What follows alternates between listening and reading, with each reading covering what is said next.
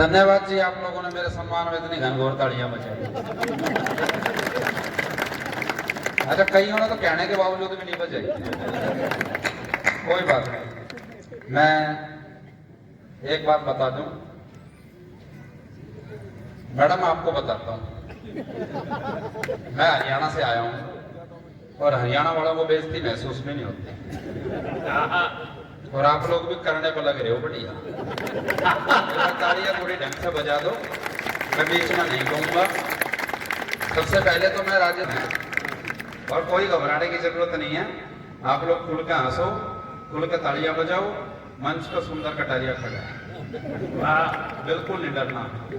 और घर जाने के बाद आप जानो और आपके सीनियर जानो, मेरे को कोई मतलब नहीं। ये है क्या, ये जो कई अनुभवी लोग दिख रहे हैं ना, एक आदमी के सिर पे दो ही औरतें हाथ फेरती हैं सर,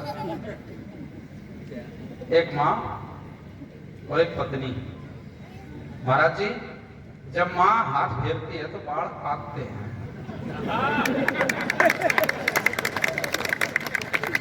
या कईयों का तो ऐसा पूरे पड़ोस नाचते हैं।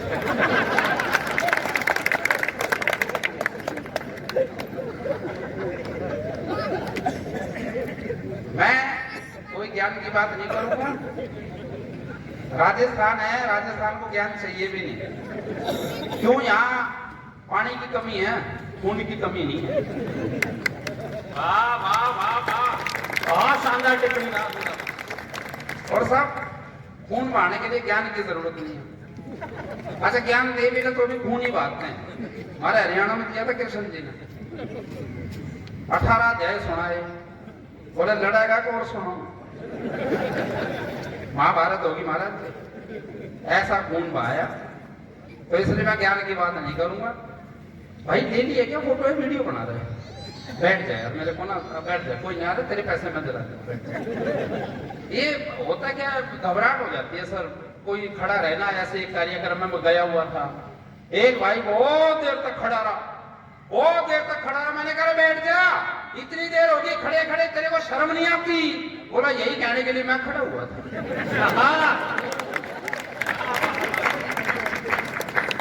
महाराज जी वो बैठ गया।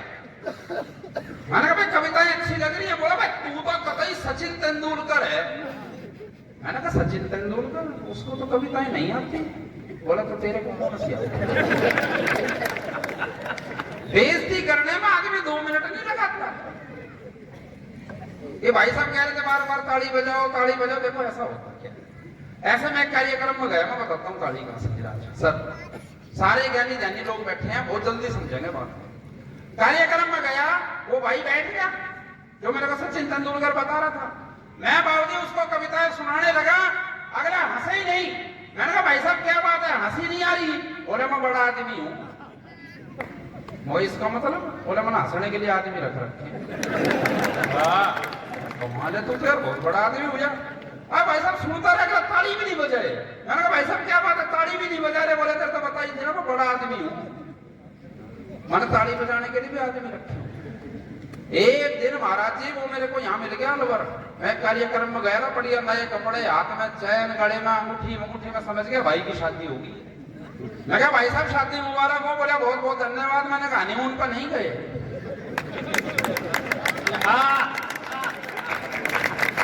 धीरे धीरे पकड़ रहे हो। वाह वाह वाह, मैं बता रहा था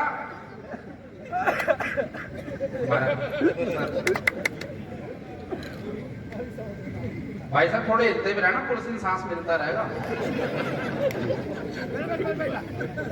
मैं देखो बेइज्जती मुझे महसूस नहीं होती, क्योंकि सर हमारी घर से ही होकर चलती। मैंने मैडम जी पिताजी से कहा मैं लव मैरिज करूंगा। बोले बेटा तू लव मैरिज ही करी।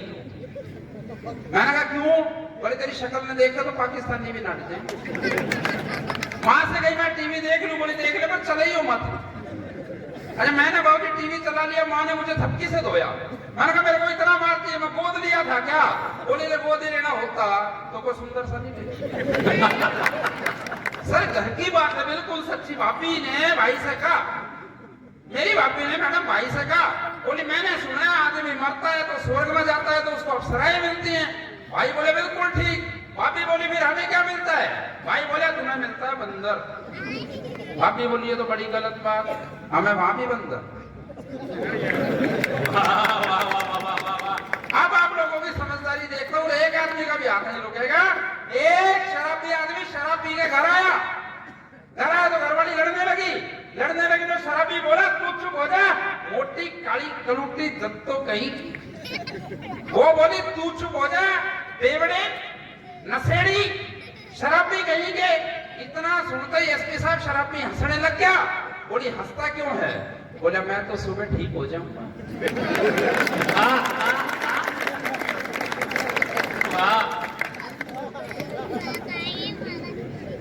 तू सारी जिंदगी ऐसी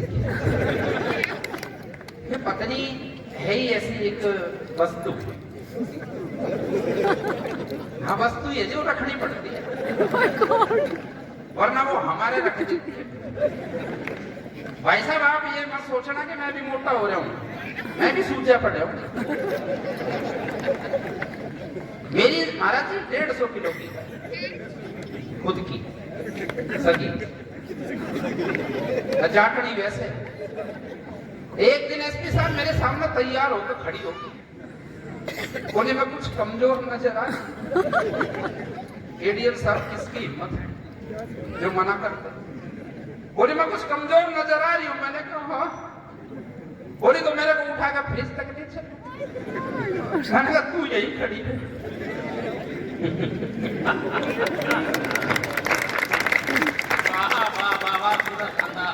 बहुत अच्छा आप सुन रहे हैं भैया, वीर रस के कवि हैं, वीर रस की ऐसे निकला, लेकिन ऐसा रस निकाला पत्नी के खौफ की और पत्नी के शक की कोई इंतहा नहीं होती।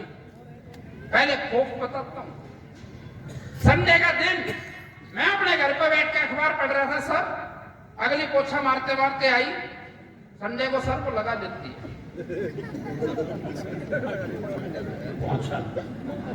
समझ रहे हैं जो एक्सपीरियंस मैडम, संडे को लगा देती। पोछा मारते मारते आई, बोली थोड़ा सरक ही हो। मैं कमरे से उठकर बाहर बरामदे में आकर बैठ गया।